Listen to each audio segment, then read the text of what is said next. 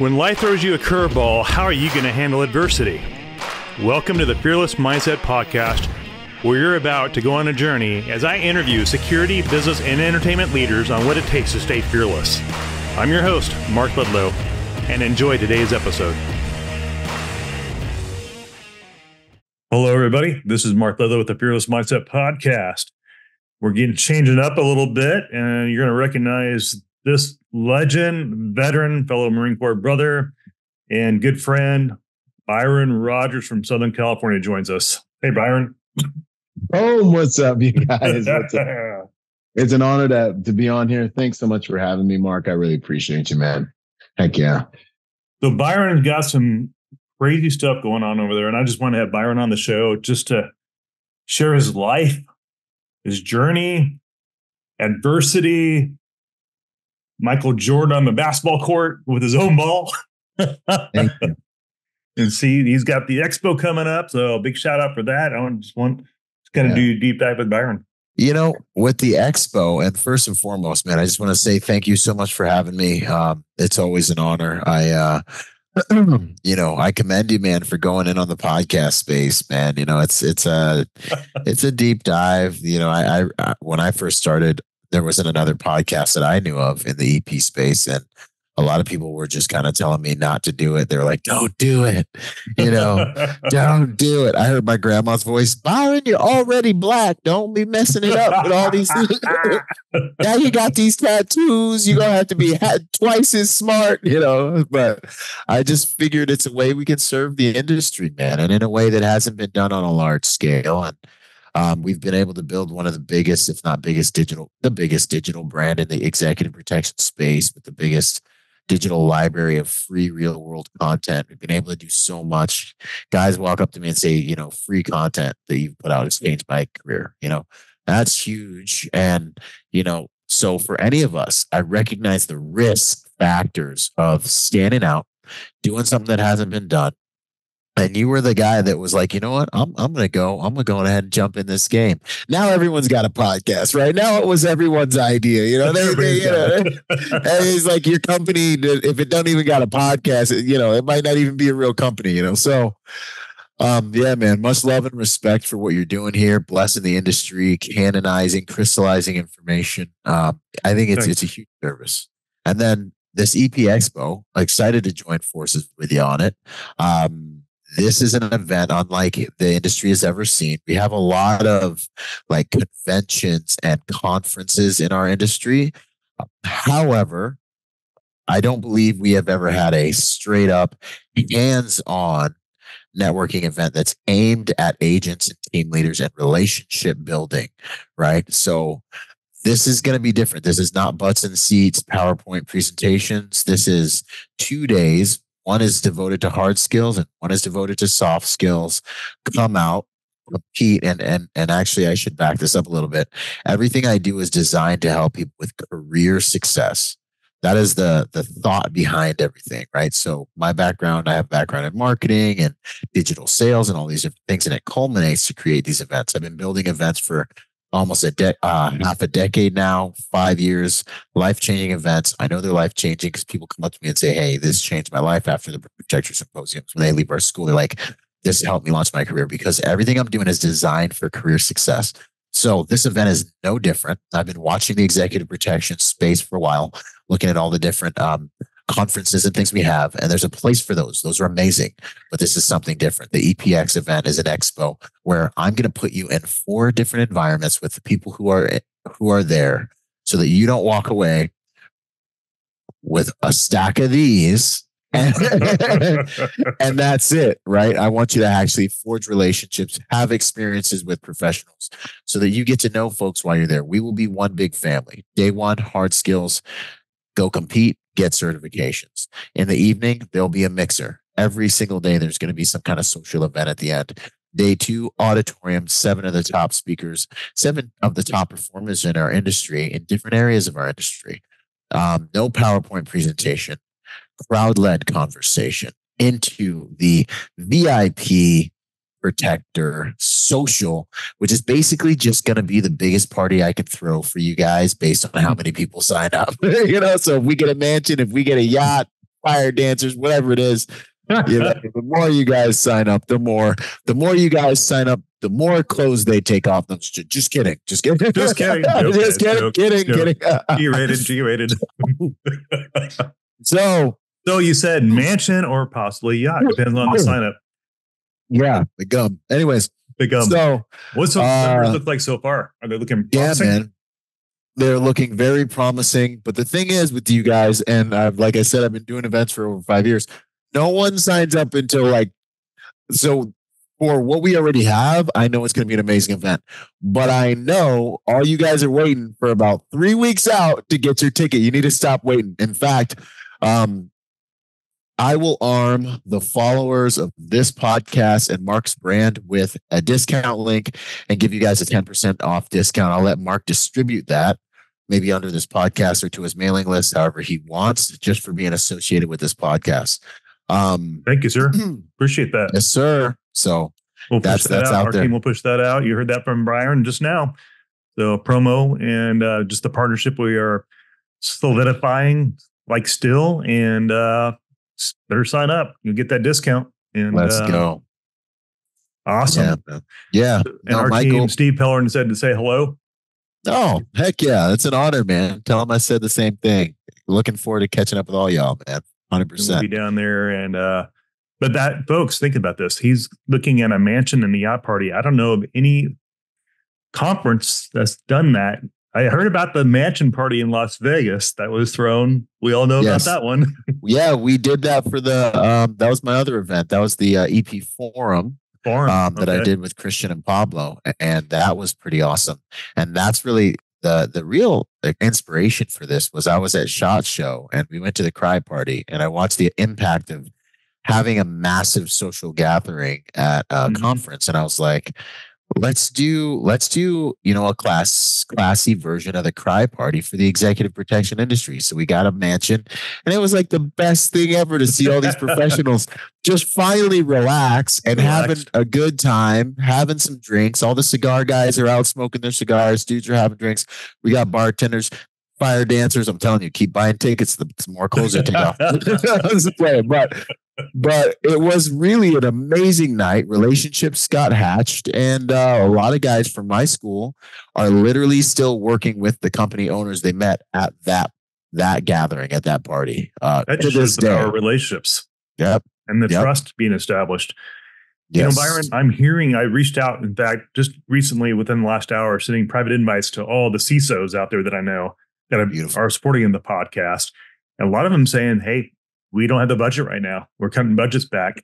And they're not going to these bigger, like the corporate technology. They're just not spending the money to go. Yeah. And this is my theory though, guys, girls listening, this is my theory. I think the future of conferences is going to shift. People want more value than just showing up and taking a class. Yep. And I think what Byron's offering, the interactive, building relationship, building trust, that emotional connection relationship environment, that's what people want. Therefore, that's why Byron's been successful. He's got a master's in psychology, folks, and marketing. And you wonder why he's been successful. Well, he's a student in his own brand. Of the game. Think about it. Thank you.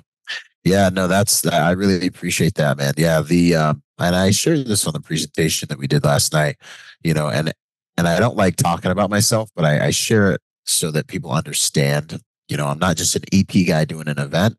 I have a background in digital, social media marketing and things like that, which is why I have well over 200,000 followers on multiple platforms, and why we've been able to execute, live events for this last, 5 years that have been changing people's lives, anywhere from 250 to 475 people strong at these events. And you just learn things on that journey, and it's all designed to serve, and so now the way our approach to this, especially even for our sponsors, there's an evergreen marketing approach. This event also aiming at relationships. This event also, instead of just walking away with this, there's a digital layer to this event that's going to make this an eternal event, right? So what I mean by that is when you sign up for this event, you get put instantly into the event group on our social media platform, the League of Executives, not the league, but Executive Protection Lifestyle is more than a podcast. It's a brand. We have our own social media platform. You get put into a group for the EPX conference. So now you can begin networking on your way into the conference, introducing yourself, saying, I'm looking forward to meeting you guys. Who else is going? You're going to meet all the California companies. You're going to meet a lot of the companies. We're going to have Resume Row there where you can go and meet a hiring manager or a recruiter from many of the major companies there. So even, everyone on the stage is another company, multiple company owners there. So being in that group is going to be super valuable, and it's going to make sure that you never lose those contacts. And you can have conversations in that group leading up to the conference and infinitely after the conference until these guys get us into World War III and like they're blowing up the internet and we're fighting Terminators, right? So the approach is there. You're going to be able to get your pro photo taken. Pro photo, nice. Man.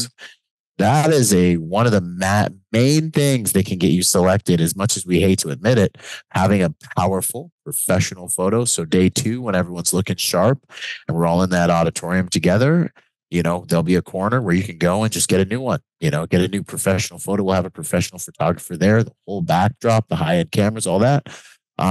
So you can add that to your resume, to your LinkedIn. Drop off your resume to a few major companies. And I agree with you, Mark. Moving forward, people want to know that they're getting value for their time and investment. And that is literally what we're aiming for here. It's not going to be speed socializing where you just walk around and you throw out as many cards as you can. You give your elevator pitch and business speed dating almost. Yeah, exactly. And people have to remember you, Stack of cards. Yeah, man. This is going to be, there's a digital layer, and day 1, you're training next to someone, you're competing, we're all hanging out. You have time to get to know everyone. The evening, you go to the mixer, you have more time to continue creating memories, right? You want significance, go compete in the competition just for fun. We remember the guys we compete against. We remember the guys we're in class training next to, right?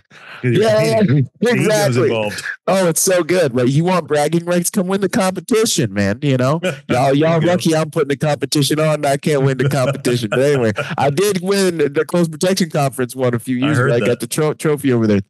Anyways, but so then you go into these different environments, 4 different environments over the course of a weekend with all these different agents. That's how we create memories, man. And then the coup de grace is the VIP Protector Social, where you continue just, man, this was a good weekend, and everyone's sitting fireside and hanging and having good food. I've done this before, man. It's gonna be amazing.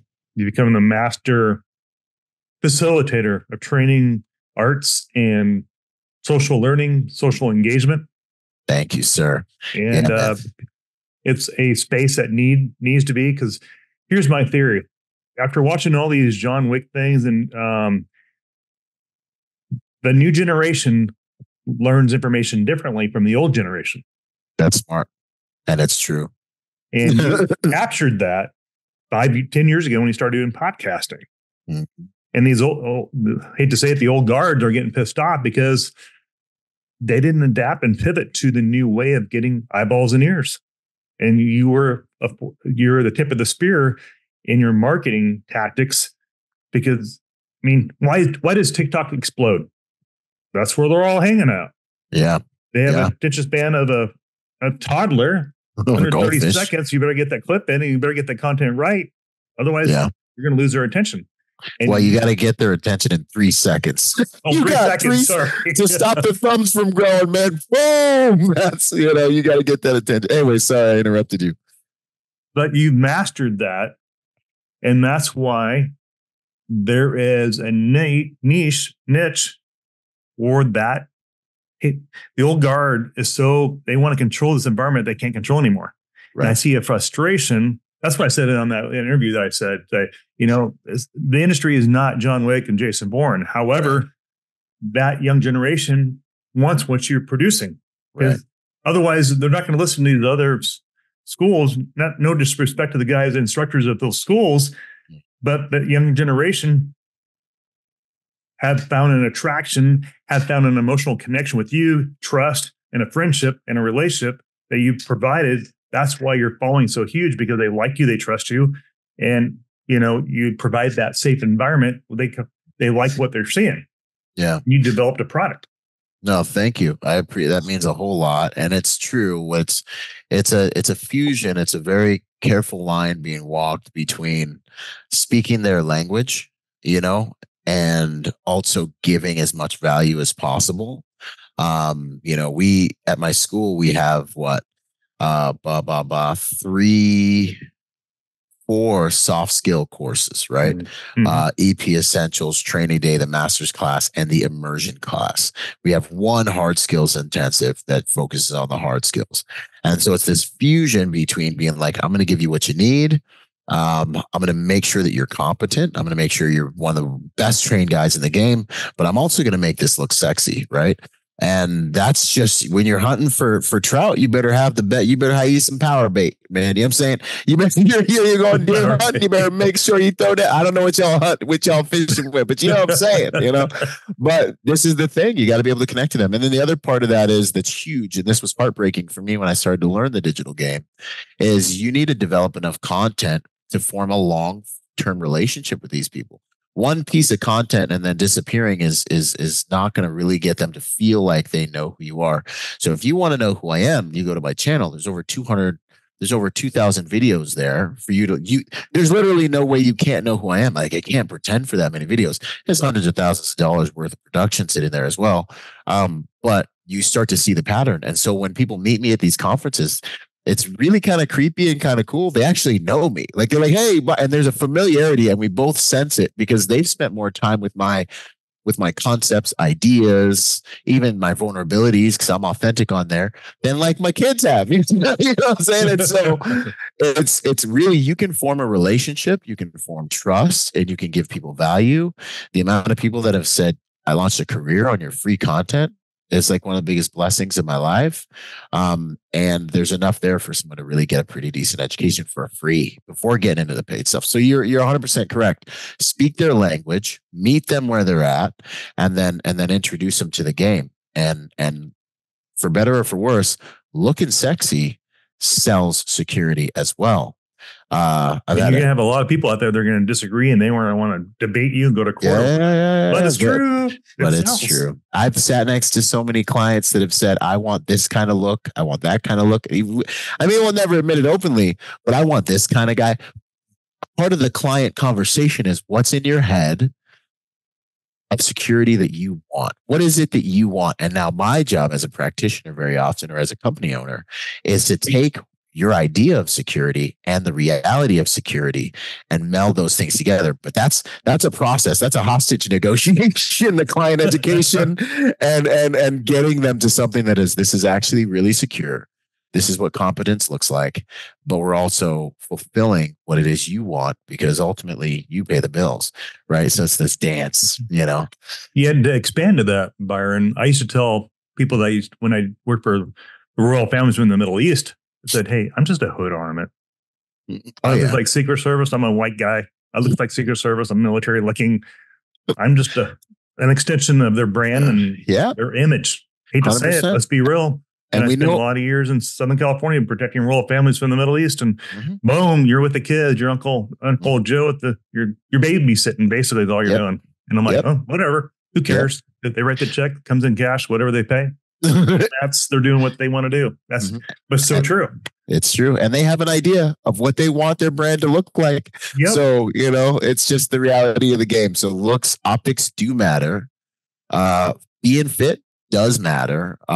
There's all these things, being competent and capable does matter, so. Can you offer some hope to those older men and women who think they are retired out and nobody wants them because let's say they're past 50. Yeah. And they think they're not wanted. What are you hearing in the field from the industries that you support? Yeah. So we have a number of guys that have come to me that are a little older, 50, 60. I got asked this question yesterday. 60s. I have a couple podcast episodes with a few of them just to make sure people understand. You can still very much get into this industry at those ages. I would also say, though, maybe aim at different aspects of the industry. If you have enough job experience to move into more of a managerial position, do that. Protective intelligence position, aim your resume and your LinkedIn at that. The covert protection stuff, aim your resume at that. But the reality also is if you're a little bit older and you're still physically potent enough and you know you can still protect someone, then I would argue that you're fine to get into the game. It's really a matter of, can you protect? That's what I think the whole conversation comes down to. When a client looks at you, is he going to say, this guy can still protect, right? And I have a guy on my podcast, Daniel Coleman. You guys can find that episode. And he came to me and he was in his 60s and he said, hey, I want to get into executive protection. And I gave him the formula that we give everyone we try to get into that we get into the game. And man, he's so busy. He's out here in California. He ain't got time to work for me half the time when I call him up because he's working, So there's plenty of place in there for you guys. But make sure you're honest with yourself about your capabilities. If something happened, can I still protect? And if so, let me go and get out there in the game. Because I think what we're really fighting for right now as company owners is we just need a few good men and women. I can teach anyone tactics, but character pool is lacking. Yeah, I don't want to be anywhere near you when you're learning character. And the old school guys, they generally have good character, work ethic, professionalism, decision-making skills tempered by life. And good employers, good company owners, good clients and principals do know that, and they do see that. I'm even more secure sometimes when I know I have an older, more seasoned gentleman on a task because his decision-making, his life experience is generally elevated because of that. So I love working with the old school. I like to think I'm old school personally. I try to be, even though my hat's backwards. My dad would probably fight me if he saw this, but most folks would probably consider you an OG in the business by now. Yeah. Would you consider that as a respectable, honorable thing for you now, or OG, you want to stay away from that term yet? It's kind of it's bittersweet for me, man, because I was doing the presentation about the EP Expo yesterday and I started adding it up and I was like, 08? I was like, I really started in 08, 09, 10, 11, 12, 13, 14. I was like, I've been here for over 2 decades in this thing, doing this dance. You and I both. That's when I moved to SoCal, Orange County. There's a tribe in San Bernardino I was working on in 2008. The market just crashed. I was a corporate banker for WAMU. Market crashed. I'm like, now what am I going to do? Well, might as well get my CCW, move to California, become a bodyguard. Yeah, man. So I guess 20 years in, you're an OG in the game, man. So, I love being a white belt. I love being intermediate, because I can still do little mistakes and be like, oh, I'm just learning, But yeah, I guess at this point that is the case, man. And I'm just trying to pay what I learned forward, and maybe be a little bit more generous with, I wouldn't say wisdom, but information that can help guys win. Than people were when I was coming up in the game looking for answers, Yeah, when we're coming up there, nobody would let us in the gate because you weren't retired LAPD. Yes. On SWAT. Or Special Forces. Yeah. No, it was literally, it was like, I don't think they like me. Now, not outside of the industry. That was the other thing. I was working for 7 years before I even looked at the industry. And then I found out about the Close Protection Conference. And then I was like, well, I'm just going to go shoot the competition because I like to shoot and I want to see where I stack up. And then I'm going back to work. And then I wouldn't even go to the conference. And then finally I started going and I was like, wow, there's like a whole new world, a whole new world. And then I started like looking around and that's when I started realizing, there's some tribalism and cool kids, and there's like blue bloods. There's a high table, and like maybe I don't fit in. And then that's when I had to do my whole like, you know what? I'm taking my ball and I'm going to play by myself. I always try to play nice with everybody, but not everybody. I'm not everyone's cup of tea, and I respect that. And there's a place for everyone to master. Well, you have to win your own championship in life. Yep. And the way I look at it is we all have our journeys, and we're not everybody's going to like Mark Ledlow. I know I have a lot of haters out there. You do something in life, just do something in life. Yeah. And what happens is you expose everybody's insecurities. Yes, and then they get pissed off at you because you did something they thought about doing. Like Byron started podcasting 10 years ago. Now you look at LinkedIn, every other minute I'm seeing a new podcast security. Like, oh, right? Got some fan folks out there. And then we're watching Byron. I was watching Byron for a while, then watching Byron and Sean Ryan and Eric Prince talk. I'm like, holy, that's the first podcast I ever listened to. Then, of course, your podcast as well, Byron. I'm like, holy crap, there's so much nuggets with Eric Prince and Sean Ryan. Yeah, man. There's so much wisdom with that guy with Blackwater. And so I'm like, okay, as you start studying the guy's been doing it a while, I'm like, dude, you got to just relax and have a talk. And I was talking to Chris Decker this morning. He goes, dude, do you realize when you did your first 10 episodes podcast, you had a tough time talking? Mm-hmm. I'm like, yeah, those are nerves. Mm-hmm. Yeah. It was like, I was petrified. Mm-hmm. And that's the funny thing about, like, I think it's an interesting dynamic. It's very necessary. But, you know, the biggest mistake a lot of people make is they get worried about it being perfect. And it causes them to get ready to procrastinate.